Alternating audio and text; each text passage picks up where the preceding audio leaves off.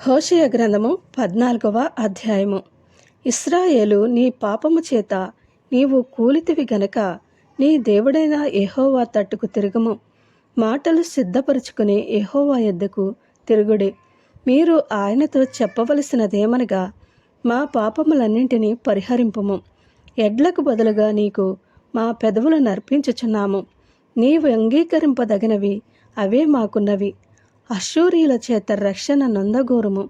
మేమికను గుర్రములను ఎక్కము. మీరే మాకు దేవుడని మేమిక మీదట మా చేతి పనితో చెప్పము. తండ్రి లేని వారి ఎడల వాత్సల్యము చూపువాడవు నీవే కదా. వారు విశ్వాసఘాతకులు కాకుండా నేను వారిని గుణపరచుదను. వారి మీదనున్న నా కోపము చల్లారెను. మనస్ఫూర్తిగా వారిని స్నేహితును. చెట్టునకు మంచు ఉన్నట్లు నేను అతని కుందును. తామర పుష్పము పెరుగునట్లు అతడు అభివృద్ధి నొందును. లెబనోను పర్వతము దాని వేళ్లు తన్నునట్లు వారు తమ వేళ్లు తన్నుదరు.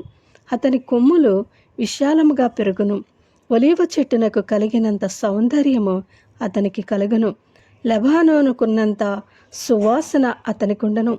అతని నీడ యందు నివసించువారు మరలివత్తురు. ధాన్యము వలె వారు తిరిగి మొలుతురు. ద్రాక్ష చెట్టు వలె వారు వికసింతురు. లెబలోను ద్రాక్షారసము వాసన వలె వారు పరిమళింతురు. ఎఫ్రాయిము, బొమ్మలతో నాకిక నిమిత్తమేమి? నేనే ఆలకించుచున్నాను. నేనే ఎఫ్రాయిమును గూర్చి విచారణ చేయుచున్నాను. నేను చిగురుపెట్టు సరళ వృక్షము వంటి వాడను. నా వలననే నీకు ఫలము కలుగును. జ్ఞానులు ఈ సంగతులు వివేచింతురు. బుద్ధిమంతులు వాటిని గ్రహింతురు. ఎలయనగా యెహోవా మార్గములు చక్కనివి.